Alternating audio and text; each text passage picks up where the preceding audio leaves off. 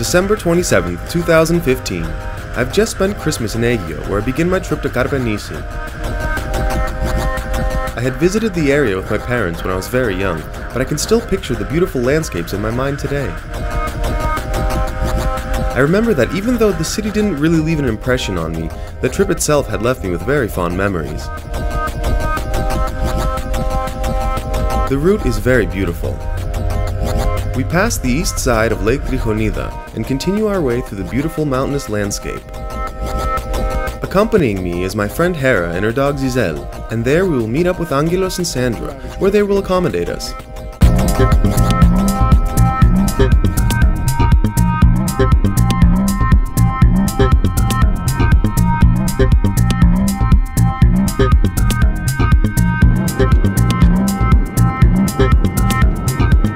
Our first stop is at Brusos village, 30 kilometers south of Karpenisi.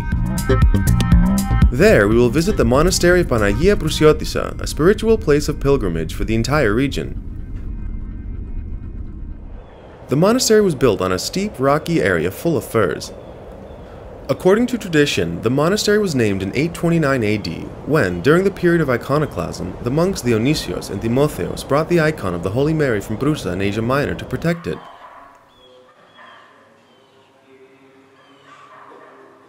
Evidence shows that the monastery was founded between the 12th and 14th century. It is said that the picture was painted by St. Luke, and it is considered miraculous by the faithful. The history of the monastery is interesting, as it was the headquarters of the Greek hero Karaiskakis during the Greek Revolution, and also a large part was burned by the Germans on August 16, 1944, as it was a hub of the resistance fighters.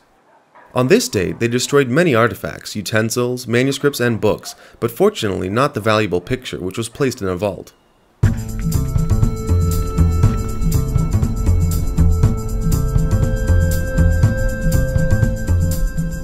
About 10 kilometers north are the steps of the Holy Mary.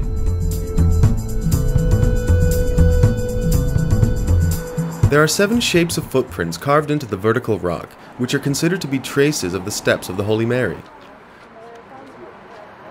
During the day, numerous religious people make a stop to pray.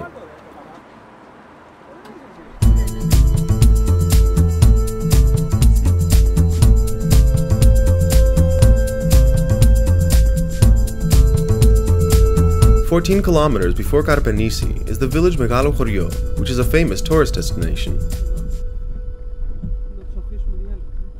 The well-preserved stone houses create a very picturesque setting. Megalo is a historic settlement, as it was the meeting place of the liberation forces during the Greek Revolution of 1821. It was built at an altitude of 720 meters on the slopes of Mount Kaliakuda, and it is worth drinking a coffee in the square and enjoying the view of Mount Helidona.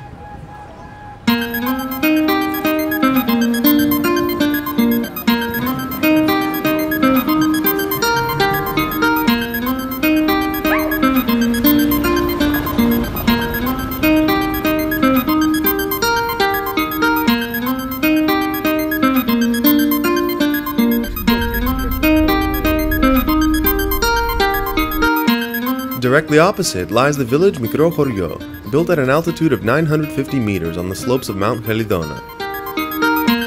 During World War II, it was one of the main headquarters of the National Resistance, and it paid dearly for this, as it was burned 3 times by the Italians and the Germans. A large part of the population abandoned it in 1963, when big landslides on the northwestern slope destroyed a part of it, and 13 residents were killed. After this, inhabitants established new Migrole just below and close to the Karpenisi River.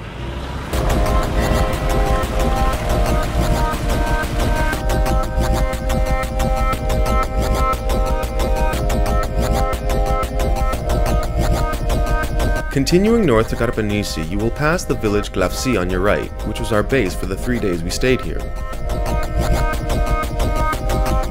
It is very picturesque and quiet, with a lovely small square, traditional cafes, and nice taverns that, as I learned, attracts people from the surrounding villages. Its name, according to tradition, came from the tears that were shed by its inhabitants after a terrible disaster.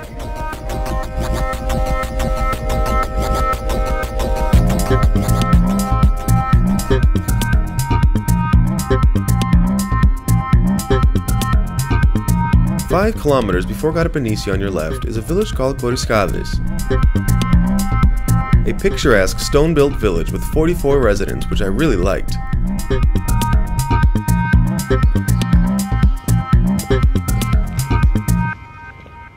The spacious square, the beautiful houses, and the neat little shops create a very cozy atmosphere. In this village, during the Second World War and after a secret ballot of representatives from most regions of Greece, the National Council of Free Greece was established. The building where the council assembled was a school, and today is the National Resistance Museum.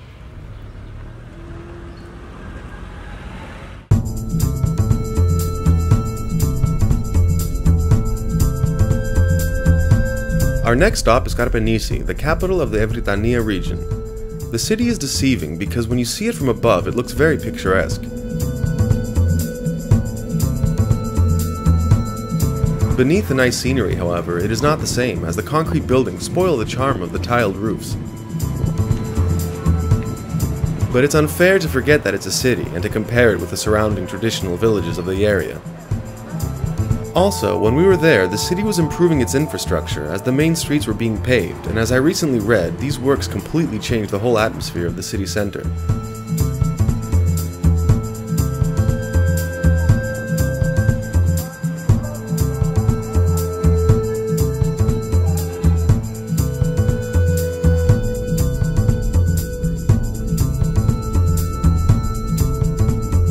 For snow lovers, 11 kilometers north is the Valuki Ski Center, which has 18 slopes.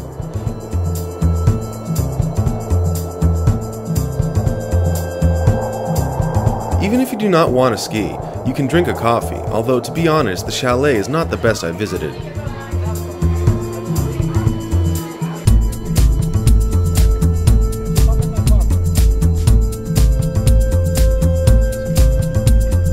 During our stay here, we took an excursion to Vignani, which is located 36 kilometers northwest of Karpenisi.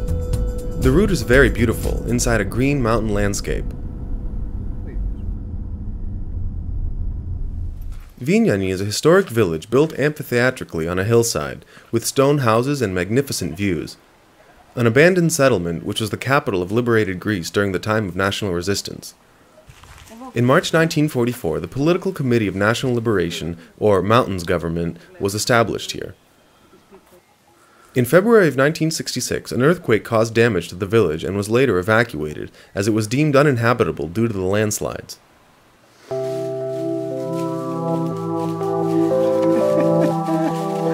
The historic village school turned into a museum, which hosts a photo exhibition of this period.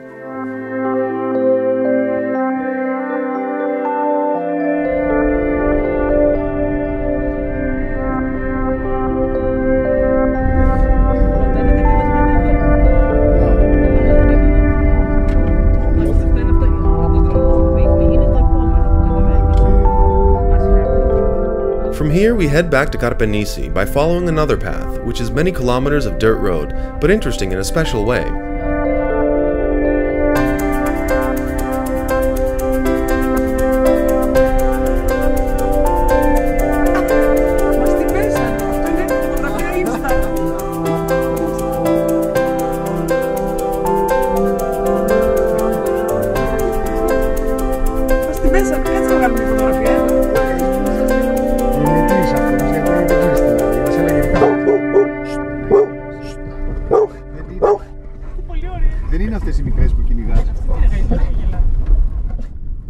A distance of 47 kilometers, which took us 1.5 hours to cover.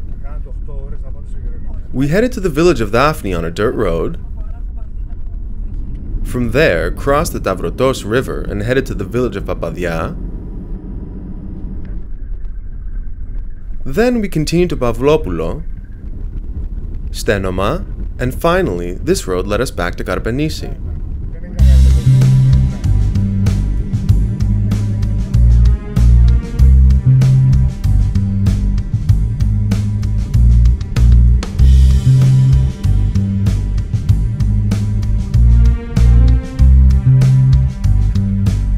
If you like hiking and climbing, then this area is for you.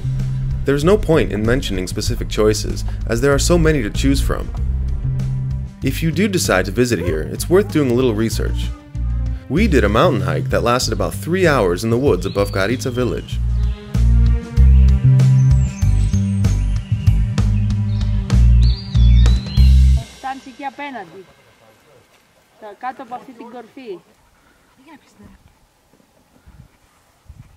The 3 days here passed so quickly, as it always does when you're having a good time. There are so many interesting things to do and see that you'll definitely need several days to do them all.